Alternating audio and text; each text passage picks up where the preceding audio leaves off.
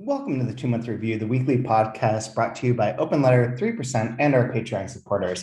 This is a weekly podcast in which we take a couple, generally one book, but in this case two, and break them down bit by bit, section by section, talk about them, have fun, so on and so forth. Generally, this is a live broadcast YouTube show that's followed up by a podcast that is very lightly edited, to say the least, in which you get to find out about the next section of the books that we read. However, due to scheduling difficulties, this week's episode is going to consist of two different interviews.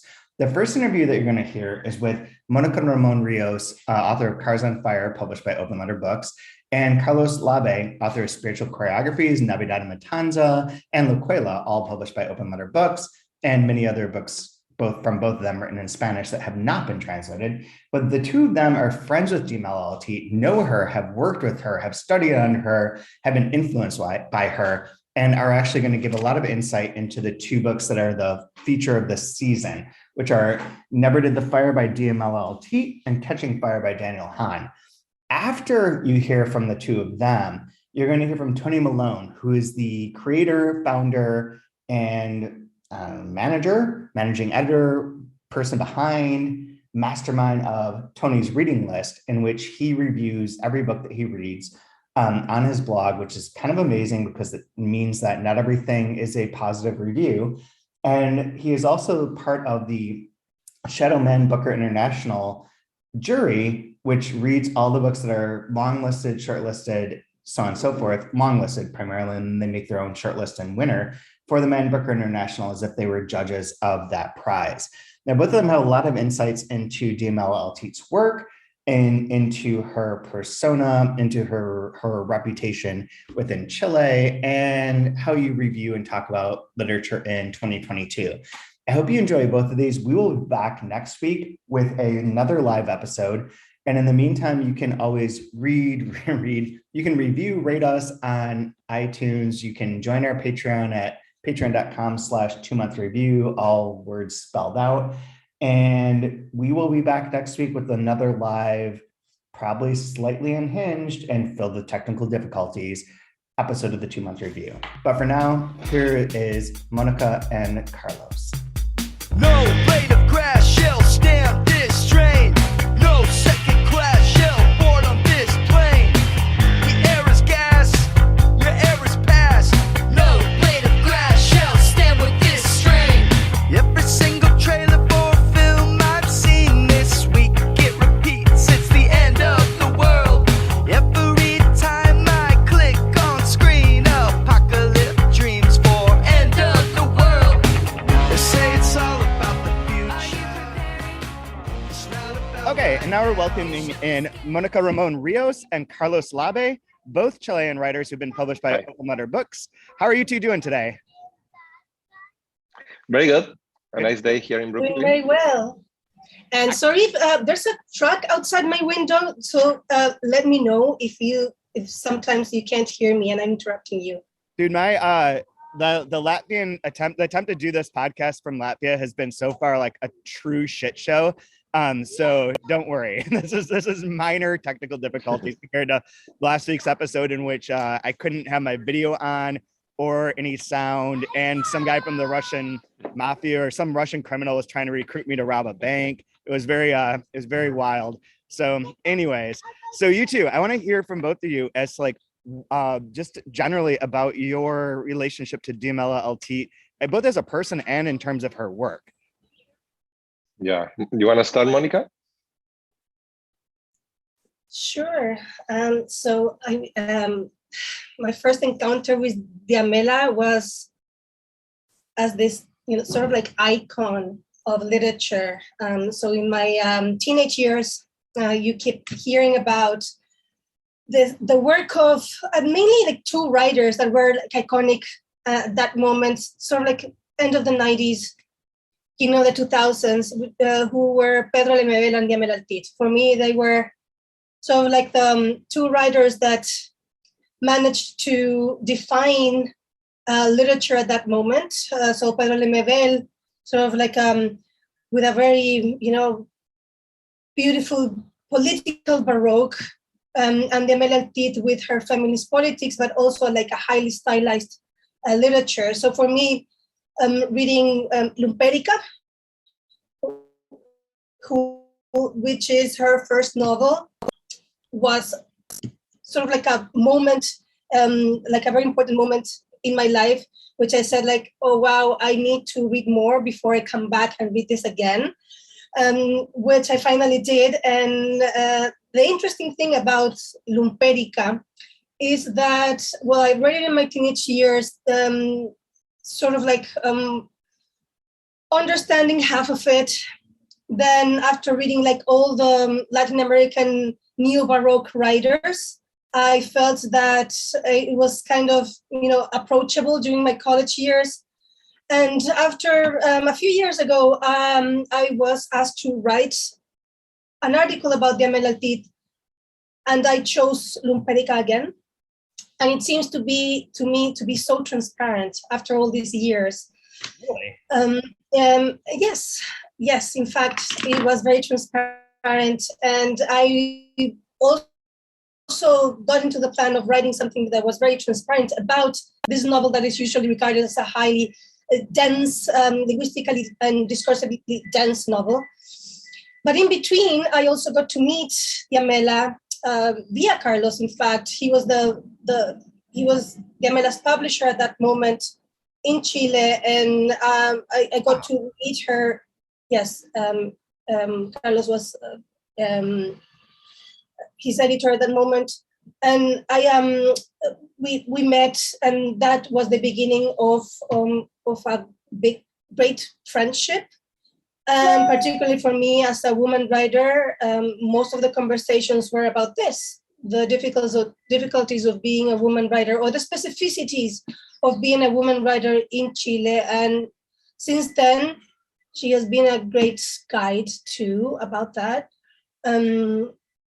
Those difficulties about the language, also the specificities about how to regard the history of Chilean literature from that point of view. So we can discuss sort of like 19th century literature, but via the women that wrote back then. So as I was, going through all that in my studies, Diamela had already written about or read all those stories. So that conversation was very fluid in that sense. And so for me, I would call her more than a friend, like a maestra, in the sense that I've always wanted to have sort of like being a disciple of somebody. I never really got that. And maybe Diamela is not that, but maybe I would say that it's probably the closest I will get to that in my life. Wow, that's amazing. That's fantastic. And Carlos, so you published her. Yeah. Exactly. As a student, a literature student in my late teenage years, in college, what here is known as college. In mid 90s, everything in Chile and in Latin American literature was about neoliberalism, capitalism, Fouquet, and what they call the Mac Hondo, right? They wanted to be Bret Easton Ellis, and they wanted to be those kind of journalists. What was the name of the journalist? The crazy journalist, Fear and Loathing. Yeah, exactly. The Fear and Loathing in Las Vegas, right? So they wanted to be wild capitalists. Let's forget all about left or any sense of politics. So in the Southern Cone, this big corporation, Planeta, publishing corporation that is all around, is from Spain, right? They created this series and this scene that was called the Nueva Narrativa, like the new I would say new narratives or new stories, right? So that was created by Fresan and by Forn, and back in the 90s, and Fogwill was there too. And in Chile, there was all these guys, Fontaine, Fuguet, very despicable guys, people, writers, very bad, super bad. And they invited this young writer that was coming from the avant-garde, from the 80s, from these collectives that were very mythical collectives against Pinochet from the 70s and 80s, related to academia and to performance arts. And Diamela was in her third novel back in the day, and she was widely known because she was the only woman in this artificially created movement of new writers from the 90s. But she was completely out of context there, because she was the only one. And students, they say, okay, let's read this new thing, and all of them were super bad. But Diamela was a totally different thing. She was Baroque. She was political. She was unpredictable. She was hard to understand, and you know. So that was all Planeta. Diamela has always published in Chile and Latin America in Planeta. In Mexico, she published in different houses. And in Spain, she published in Periférica. This is the Spaniard edition of Jamás el Fuego Nunca. Right. The one you were talking in the podcast, right? Yep. And this is a beautiful edition. I would say the most beautiful edition in Spanish of one of Diamela's book. So 10 years later or 15 years later, I was the publisher in Planeta.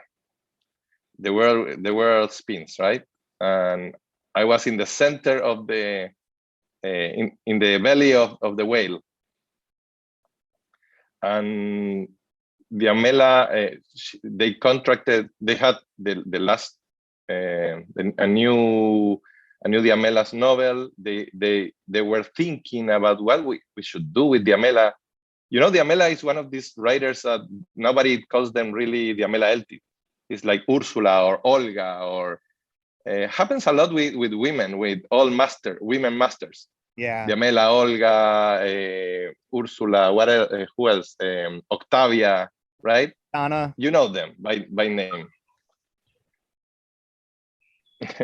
So she went to the office and say, okay, you are the new editor, and you will publish me. I have to say that I don't know you. I always been in this house. I don't want to be involved in the process. Please send me the proof and thanks. But say, stop. I'm not just your regular. Yeah. So I say, okay, I like your literature. I say, what? You like my literature? You have you read my novels? Yes, all of them. We started talking and said, wow. First time in Planeta, I have somebody from the first time. The first publisher, Carlos Orellana, that was like a mythical guy who was trying to do something. And that's why he invited her to this crazy new narrativa scene.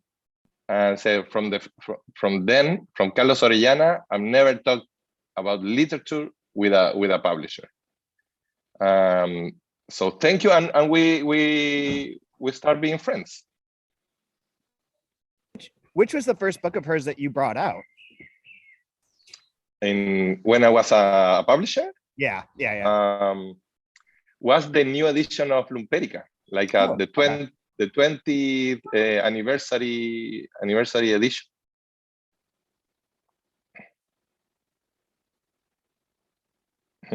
Alex, stay here. Sorry, guys. No, it's okay. It's okay. Trying to keep the kid on the Go, roof. Alex. He's running around with his friends. So you can see, like, I don't know if this is absolutely correct, but I can see like a big influence on both of your writing from her and from Lumperica in particular, and that sort of like jagged, like working on the margins, working with things, subverting things and subverting ideas of narrative a lot. Is that true? And also, like, how many other like disciples of hers are working in Chile now, or in Southern Cone, or in literature wherever? Yeah. Can I speak a little bit about that? So one of the things that Diamela's literature has in common with such writers as Pedro Lemebel is that she regards literature not as just finishing in the book. She's the one who sees literature as performance. And not only that because there's a performance art that she was able to do with other artists, but also because there is something more to literature. Literature does something. And it's not only about, okay, I published and I put my name on it and that's where it ends. And it seems to me that Lumperica did this. It established sort of like a blueprint of how literature, or sort of like underground literature, could be in the future. It did have, so she did have a lot of disciples who established themselves sort of like in the literary underground, I would say, which is very rich in countries such as in Chile, and that the market has, done its work to try to not make it as big as it used to be. So I could find, I personally, when I was forming myself as a writer, I always thought that this was literature. I was reading a lot Diamela, and through her, Samalima and Severo Sarduy, and all those very dense texts as well. And I think that they were very influential also in poetry. Because you must know that her group, her performance group, the Colectivo de Acciones de Arte, or CADA, was formed by poet Raúl Zurita, by artist Lotti Rosenfeld, among others, and Diamela, right? And Lotti Rosenfeld was, they created a lot of performances, but there was a lot of poetry too. So there was a lot of influence, and sort of like an influence that went beyond the very discipline of literature or the very discipline of fiction. So, and as Diamela was also writing academic texts and also in discussion with theorists at the same time. So you couldn't say that, Diamela's influence is only in literature. It's a way of, it's sort of like a way of living that that is artistic, and artistic not in the sense that art for art, right? So, but an art, literature as action, art as action, sort of like the enactment of a sense of politics that created a few people around. So there are a few texts. So another thing that Diamela did, she had a workshop for many years. For many years, she had a workshop in her house, and many writers, sort of like a little older than we are, many of them went to form themselves in those workshops. And they were like here. Many of them. So maybe like Nona Fernandez, yeah. Actually, Nona never went to one of those workshops, although you can read her influence there. But Andrea Heftanovich, Nicolás Poblete, they both went and attended and acknowledged the influence that Diamela did in their work. I don't know who else. I would hate to just put this into other people, but I would say that a lot of poets. I know maybe Héctor Hernández was highly influenced by Diamela and by Zurita, for example. I don't know who else, Carlos. I can't think about that. Zurita is, you have to. Zurita is one of the major poets in Chile now, and I would say in Spanish language, and they were partners for a while. So in the 80s, they were like a power couple against Pinochet, would say, in the literature. So all Chilean literature you can understand right now from in the 80s is Diamela and Zurita, and other writers. Costamaña, I think it was there. Many more. But yeah, you wanna add something else, Moni? No, maybe I will just mention that Diamela Eltit was also part of these feminist groups. So feminists that organized big actions in the 80s. She was part of this. And what that meant was that she also became sort of like a feminist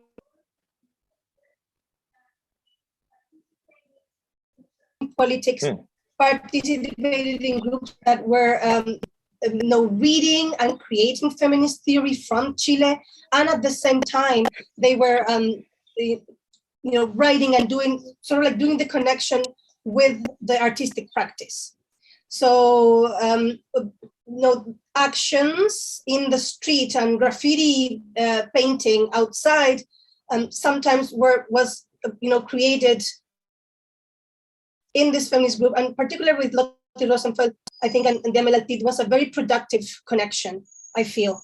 And you see that sort of like in 2018 with the feminist wave in Chile, you could see like all that recognition, also taking shape in Chile and recognizing that those were sort of like the basis through which this movement in 2018 that would last until, let's say now, that feminism is sort of like co-opted either by the government and by the state, or by, I don't know, sort of like more conservative feminisms, or people that are conservative and call themselves feminists.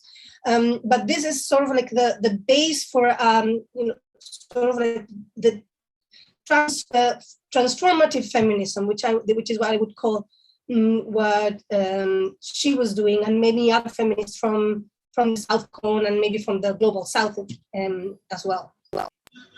What you say about like artists and literature as performance reminds me of Kathy Acker, who I always kind of associate with her as well, in terms of the sort of more cut up techniques, and the fact that like Kathy Acker's books don't live within themselves. They're like extra. They're like I go beyond. They're extra literary in a sense, or like related to other books that are embedded in there. But also it was kind of like a lifestyle of her books, and reading her books and consuming her books kind of had that vibe. Makes sense. In some way, they are both very attached to the body. Well, that's some feminist writing, right? And to me, that's always like, I remember reading Kathy Acker in one of the first translations by Anagrama in 94 or 95, when Anagrama was a Marxist publisher. Yeah.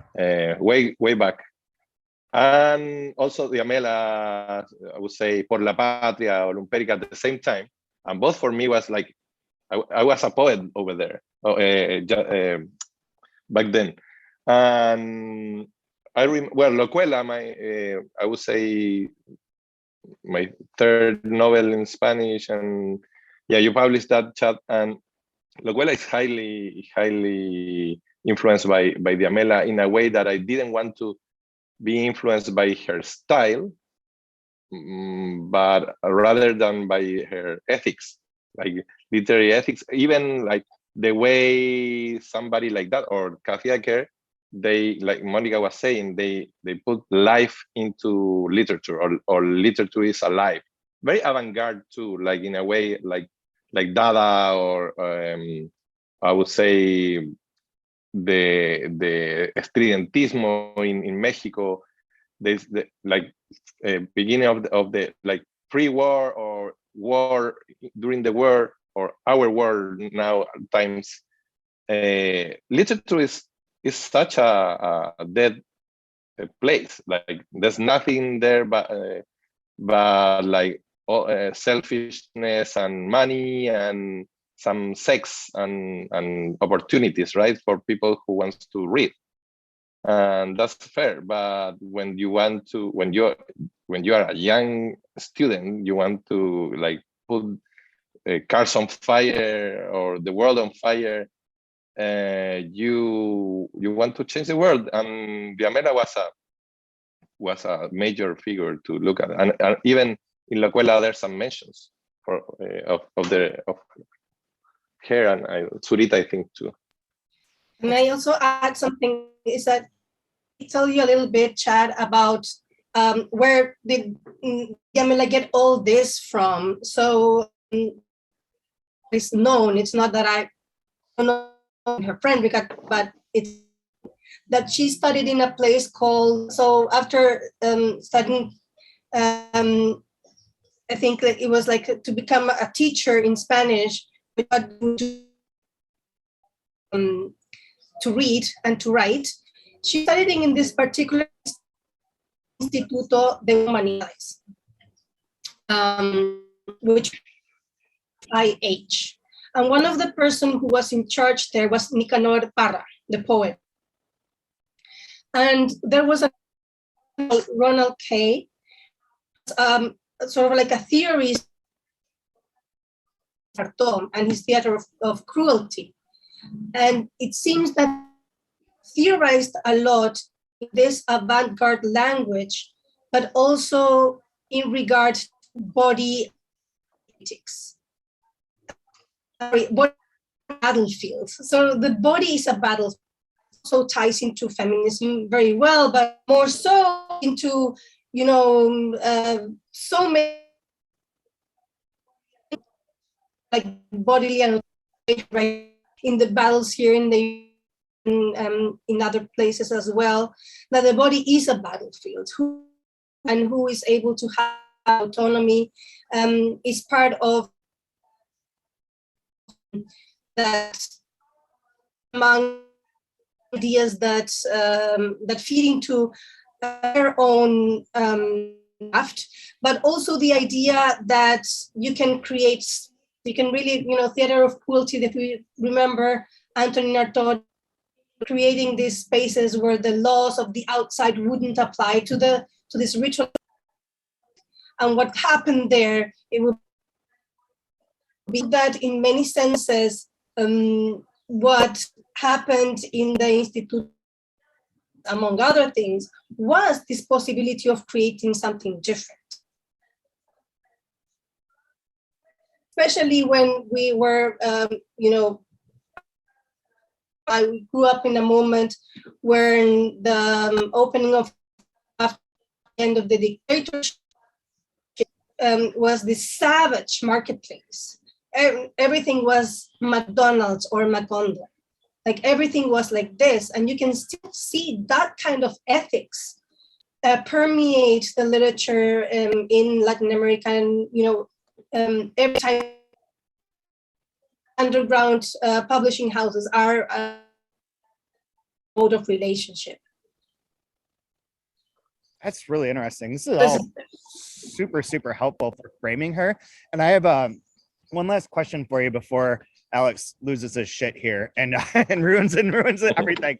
Do you have any tips for people who are reading her for the first time to like approach? Because it's not that like this book doesn't seem, to me at least, isn't as like difficult to approach as Illuminata or Lumperica, solely because it does have at least more plotted. It's like at least similar between the chapters, makes a little sense.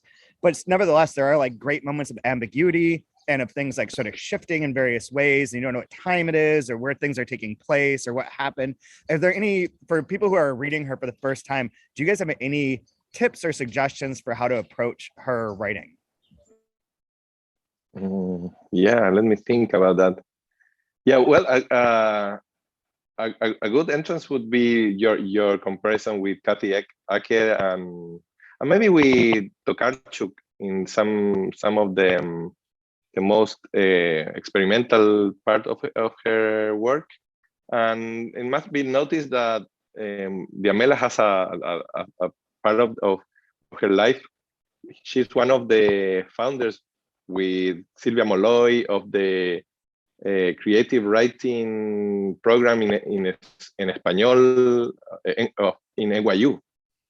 So she had a live, very New Yorker life, and And I would say a good entrance it would be reading her paired with some, I would say, Mexican Baroque scene like Monsiváis, or some Argentinian way, like for instance, it's not very different to Cesaraira in some way. Like Luisa they have their too. Sorry? And Luisa Valenzuela comes to mind as well.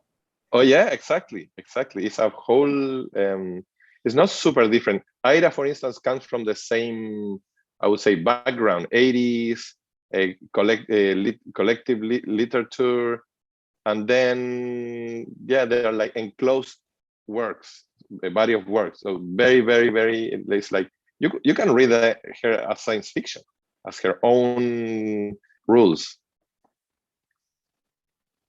I would also add that, sort of like this idea of creating a different world. And sorry if my internet is a little bit bad. So creating the worlds with their own, sort of like expanding the limits, not only of fiction, of the reference that is created in the language, but also in language itself, right? So there is, it's particularly in Diamela's work, there is a need to expand what we are able to say and how we are saying it, sort of like to shut down the idea that the language is imposed on us and how we can work around that. Let's think about that, for started, you need to think about that she was writing under a dictatorship where there was heavy censorship. And censorship is something that she's trying to overcome, and this idea that Nelly Richards puts on all of the avant-garde of the 80s, in her theoretical books. But also the other thing that, especially from Lumpérica onward, she's very influenced by mystic and then by neo-Baroque, and this also have, they have a content reference, but language in terms of the surface, and it also tells you to other modes of reading as well, not only reference. What this is the book about? In terms of the page, and I think that would be my to really think about your own expectations when you read. This is about expanding that. And this is what it's looking for, so that somehow through the language he also comes. That makes a because lot. What? Sorry. Oh. You were asking me. So yeah, the last part. I broke. The body. Sorry, the body becomes present, sort of like the very gesture, the body writing. I see. Very cool. Well, thank you both for doing this. Alex went inside while we were talking for a little while there, so I better get off here and take care of this kid before I lose him. But thank you both for doing this. It's incredibly helpful and incredibly useful to know, like, from your perspective about her reputation, about who she is, to both of you and to everyone in Chile. This is hey, Alex. No, so very good. Because if you guys knew what was happening just a minute ago, there were 3 other kids out here, and he's screaming and bashing like these robot toys against each other. So yeah, awesome. you can find that in one Diamela's novel. Exactly. Well, thank you both, and I'll talk to you both soon. Yes. Thank you. Stay warm. And yeah.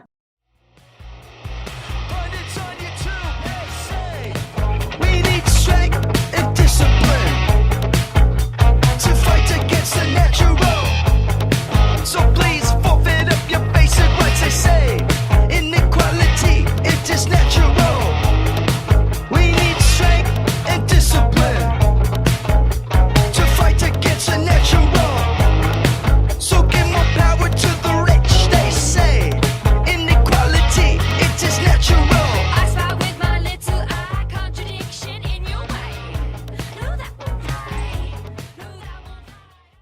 for this part of the episode, I want to welcome in Tony Malone from Melbourne. How are you doing, Tony? I'm good, very good. And you, Chad? I'm okay. I'm hanging in there. It's been a nice day today. So I want to set one thing to rest before we go anywhere, is that for people who use literary Twitter, there are two Tony M's from Melbourne. You are one of them. The other is Tony Messenger. You are two different people. Tony Messenger is a baseball fan. That's right. You are not a baseball fan, but you both like international. No. Yeah, more cricket for me, I'm afraid. But yeah, we are two different people. And I mean, we've never been seen in the same place at the same time. That's true. But I can assure you that, yeah, we are not the same person. Tony Malone here, Tony Messenger about 30 miles up the road. Different people. Keep it straight. So anyway, I wanted to have you on because you literally, like the week that we started this season, the 2-month review for the Diamela Eltit and Danny Hahn books, you reviewed both of them separately on Tony's reading list. I did, yes. So I'd heard about it obviously before. I think that when the diary came out last year, I did actually read a couple of them. I'm really bad at following up these things, but yeah, I saw a couple, and I'd also seen one that he'd done many years ago for another Portuguese book, I think. And yeah, so I was very interested in it. And when they announced that the two books were coming out, so I put my hand up, was lucky enough to get some review copies, and read them both and put the reviews out last week. And yeah, very good. And I think, you have to say that it actually works as well. I think as a marketing strategy, it works as well by having the two together, because I think a lot more people will be interested in the novel because of the diary. I agree with that completely. I'm planning on using both of the books in my world literature class next spring, because I think they work well off of one another. Of like, I might even use it as like the first book as a way of like showing how there are certain things that go on in the translation that you're not even thinking of when you're reading the original or the book. Yeah, itself. Absolutely. For instance, like, and I think that's, yeah. Sorry, I was going to say, I think that's is very interesting as well. Like the order. Now, of course, there are some crazy people like you that are reading them at the same time. I think most sane people would, pick one. And I think a lot of people thought that the best way to do it would be to read the diary first and then go on to the novel. And I was completely the other way around. I was like, well, no, I'd rather read the novel first, make up my own mind, think about what it means, and then go to the diary and kind of get some more insights. And of course, the diary is not really like that. It doesn't really give you a lot of insights into the plot and the themes and what it's about. But still, I thought it would be nicer going into Eltit's book without the prior knowledge. Well, one of the examples of where this reading it in parallel is working really well is that in the first episode, Katie mentioned that we don't have a gender for the sort of narrator, the floating narrator, for a while. Yeah. And there is one reference, but there's no reference, I don't think, in the first 20 pages that we covered. There's no reference to her interlocutor being a male, or the person that's in bed with her being a male anyway. And then the next bit of Danny's diary, so we had covered a certain part, and then the very next section, that's for like the second episode of the 2-month review, talks about how the problems of that, based on like the gendered nouns and everything, that immediately in Spanish that it's a female. You can't really insert that into the English. So I find like the reading back and forth like that be really interesting as a play off of one another to illuminate some of these things that you're not necessarily picking up on. But I thought, it is a little crazy, but it's also kind of like what the point of the 2-month review is to like try and make crazy make. How far are you in now? Have you got further with the book? I don't know when this is airing. I have not. I am still at the same point that we were at last week. This is behind the scenes stuff. We're recording this on Tuesday, May 10th, and on Wednesday we'll go through page, I think it's 36 or 40 in the Never Did the Fire, and then with Catching Fire, I'm already through like page 56. Which has a wonderful Chad was falling asleep and writing things notice at the bottom, which I'll save for the actual podcast. But I'm not sure when we're going to air this, so you can feel free to talk about anything you want to. Well, I'll try not to kind of give away any spoilers I think the ending, when you get to the ending, I think I think that'll be a point of discussion. Just one thing though, going back through the diary again. So again, that point. So we had the example of the adjectives and knowing whether the characters are male or female. Another thing is when he talks about how the choices. I think that was one of the things that comes across the most in the diary is the difference between someone like me, who does a little bit of translation, just for fun, post things up on my blog, and someone who actually does it, properly, and it's that going back over and over again and finding the right word and seeing what the writer's doing and then replicating it. And I actually just saw something now when I read about 20 pages earlier of the novel, just to kind of get in the mood again. And there's a sentence that I saw: I see the lump that contains you, the same one that compels you, and I confirm how I've become used to that shape. And what I noticed there that I didn't notice the first time around was the contains, compels, confirms. And you can see that those are all, deliberate choices that Danny's made. Yeah. And I'm not sure how, obviously there must be something there in the Spanish as well. And I'm not sure, my Spanish is not amazing, so I'm not sure how easy or how difficult it would have been to, replicate that in English. But it's one of those things that, because he's made us aware of it, that we actually then see it. So that's where reading the novel afterwards can actually prepare you for, the diary can prepare you for the novel. Mind you, when I talked, a few messages I shared with Danny on Facebook, he was like, yeah, so what you should do is you should read the diary first, then read the novel, then read the diary again, then read the novel, and just keep going back. That was the and preferably buy a new copy every time you do it as well. Yep. He did obviously that's better for him. There was one idea that we had for this season where we would read the LT, the novel, then the diary, then the novel again. But I think that was unanimously rejected by the other two co-hosts as being insane. So you didn't know LT before this particular book? Not at all. Not at all, no. Which, and I think I watched your first episode, not the pre-episode, but the first actual episode where you talked about the book, and you talked a little bit about when she'd been translated and by whom, and I think that's probably why I've never heard of her, because my focus on translation has been very much since around 2009, 2010. So everything that's been happening since then, if her books have been translated, then I would have got the name at least, I would have heard of it. But I think what you said, it was more around like 2004, 2005. Yeah, that was the end of it. It was like 1995 to 2005. Yeah. So probably not surprising that I'd never heard of her.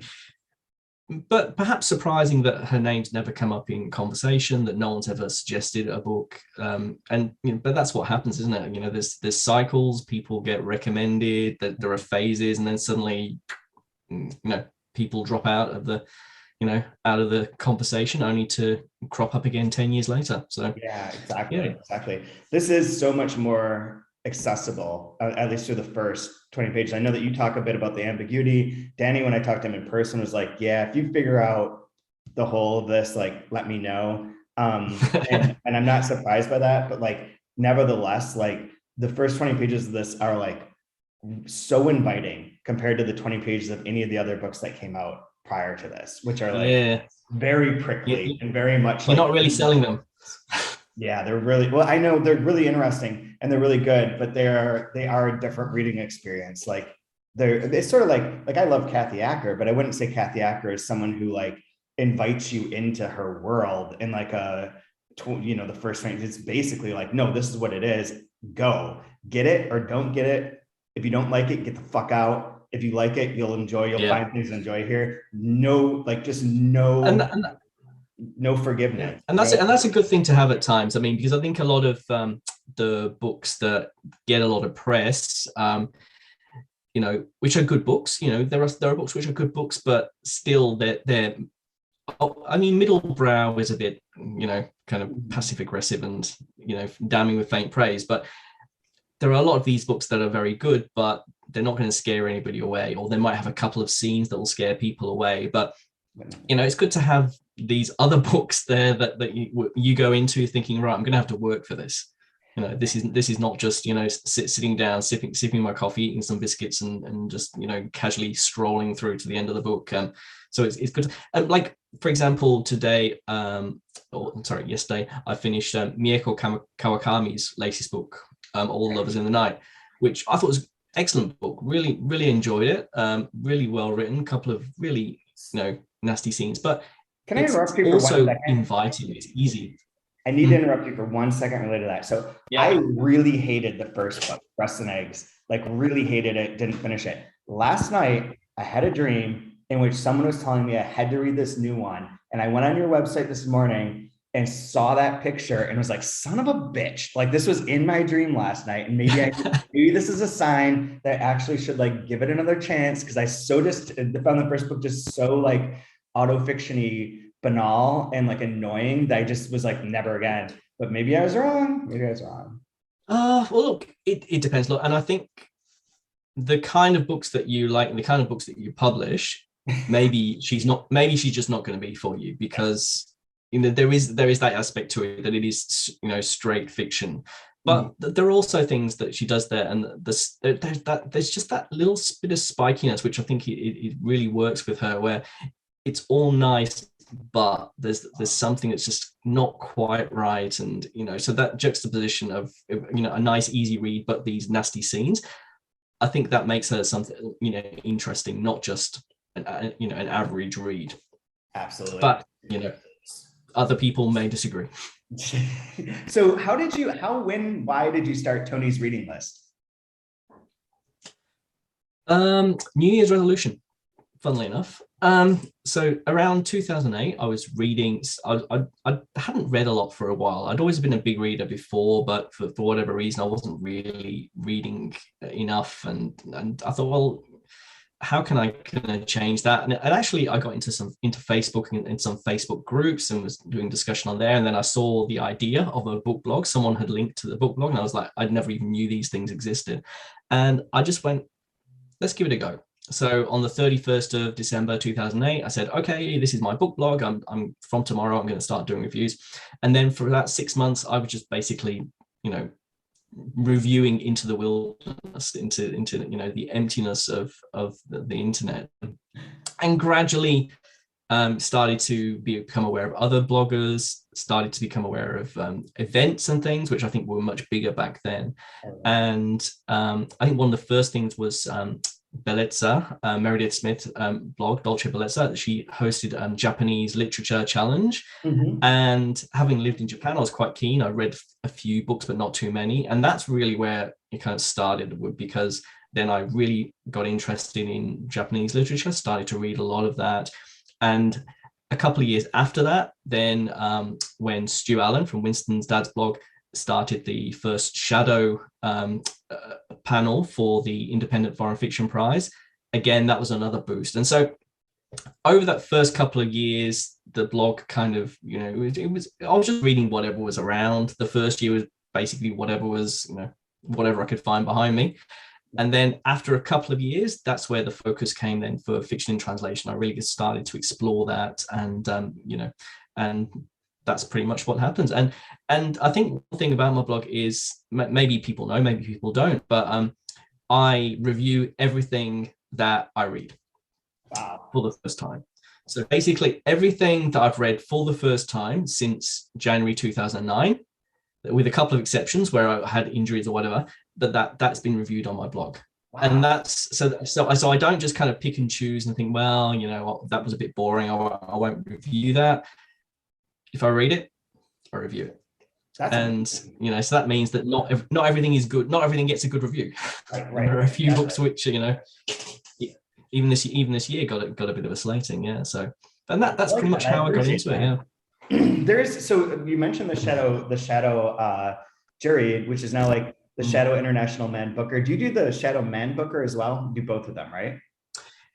What we did was so Stu started it off in 2011, and back then it was the Independent Foreign Fiction Prize. Mm-hmm. So we did that for about 4 or 5 years until that prize was kind of wound up in favor of the newly created, or well, not newly created, but newly focused Man Booker International Prize. Right. So when it went from the author prize to the book prize, we just continued along and went along with that. And then so ever since then, and then when it changed to the International Booker Prize, so every year we get a panel together. It's been very similar for the last few years, but there've been about 20, 25 different people who have been involved over the past decade or so. And I think another thing that's probably different from a lot of shadow panels is that we go in at the long list stage.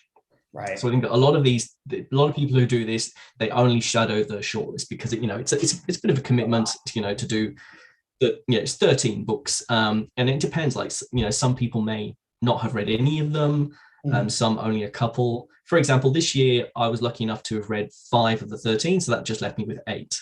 Nice. Paul Fulcher, one of our judges, I think he has subscriptions to just about everything in the UK. He read like 10 of them. Wow. So he pretty much finished before he started. But there's a big disparity, and then we just go through it. We read. We have a Slack channel where we exchange comments. Last year we started doing Zoom calls as well, which was good fun. So we had a couple of those where we kind of thresh things out, and then we have our scoring system, and then we announce our winner. And of course, what's also different as well is that because we start at the long list stage, we choose our own shortlist. So we're quite happy to go a different path to the official judges. Now this year we have chosen 4 of the same books, which is actually quite good.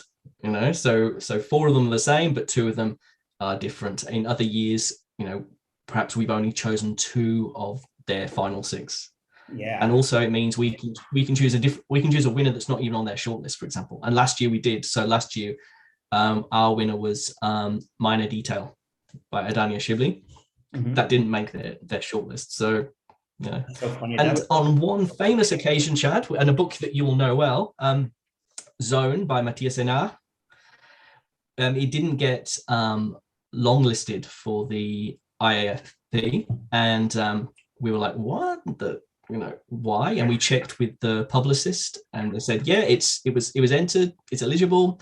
And we went, you know what, we're going to stick it on the long list. So we actually threw that in as a wild card, and that actually ended up being the runner-up. So it got right to the end, and we and it was good actually, because that year it was Jenny Erpenbeck's The End of Days, and to be honest, there was nothing else. I think if you hadn't put Zone in, it would have been a runaway. So that's all about the shadow panel, and it's a lot of takes a lot of time, big commitment, but a lot of fun. The one thing that you I assume do not do that the Booker Prize does is that they read the books 3 times for each. Oh God, no! Could you imagine? That's why they get paid to do. Especially as they've got the Tokarczuk on the shortlist. Oh, so they've had to read it the first time, then when it was longlisted, and again when it's shortlisted to decide. Yeah. And I actually have a question about that. So I haven't read it. I don't even have a copy. This is in addition to my broken record that I have become with my sad, pathetic mid-40s, late 40s life of like, I complain about we can't print books. I complain about the Wi-Fi in this apartment, and I complain that nothing gets mailed to us anymore. We never got a copy of it. So I haven't seen it. I've known her for years. We almost published her as the first season of Open Letter, almost included a couple of her books. But I'm curious because when I was reading the Shadow Jury's shortlist, there's a comment about how no one liked that book except for you. Let's go back. So what I would say is that a lot of the people on the panel are very big fans of Tokarczuk. Yeah. So myself included. I've read about 5 of her books now, including the 2 that were out on university presses in the US. Really good. I thought that it was a very well written book. very well researched, very interesting in places, but it drags a bit. And perhaps, you know, for someone who's putting a lot of time, a lot of effort into this, reading, you know, 800, 900 pages, there isn't quite enough payback really. And it kind of fizzles out towards the end. And I think it lacks a little bit of the playfulness, the joy of something like Flights, for example, and the experimental books. I think it's kind of, you know, it's the project itself which is worthy and interesting. Now, which is not to say I don't like it.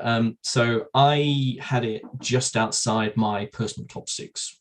Okay. But that was as high as it got. Like, there were other people who were a lot less keen on it. So, and it's very interesting because when we look elsewhere, so on some Goodreads groups, for example, the Mooks and the Gripes Goodreads group, they were a lot more positive about this. So a lot of people like, yeah, this is great. But inside our little group, and of course you can have that effect sometimes where, you know, one person says something and then everyone else kind of agrees, and then you all have that, you know, consensus.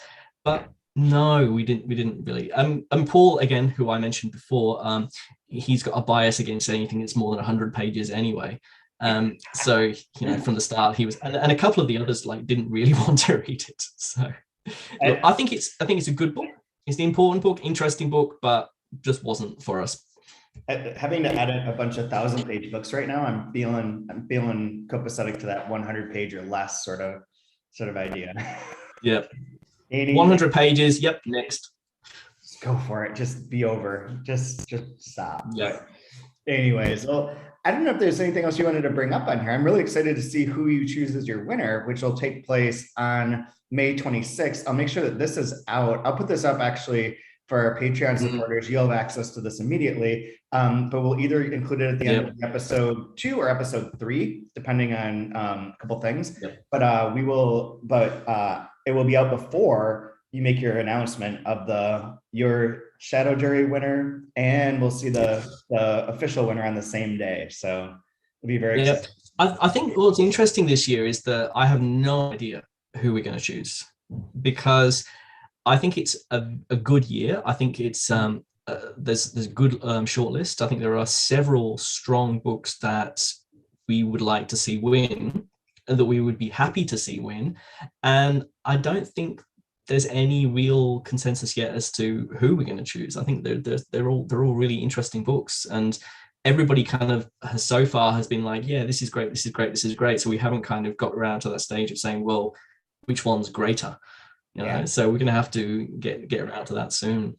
Cool. I think one thing was very interesting was we had our Zoom meetings, of course, but we were also lucky enough to have a couple of the translators come and chat to us as well.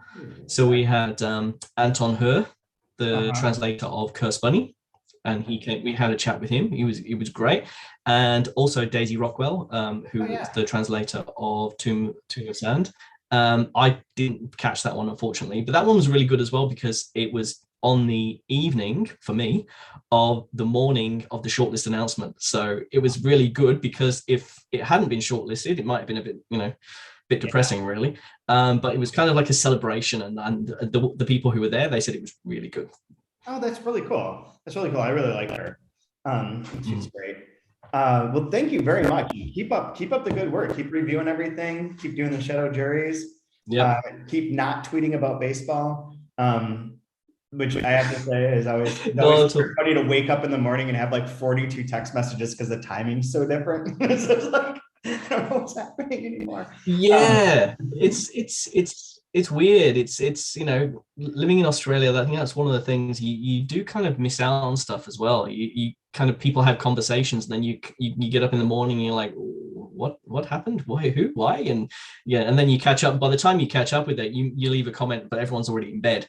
So it kind of dead. The conversation's dead. So that can be, and also that's been a problem with organizing things for the shadow panel, for example, is that we are based in 4 different countries in 4 different continents across a lot of time zones.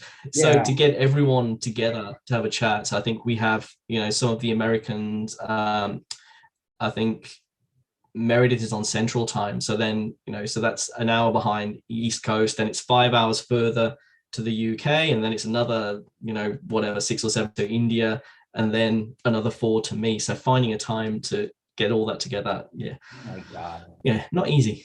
Yeah, it requires like a PhD in and of itself. So perfect. Well, thank you very much, man, and I will talk to you again soon.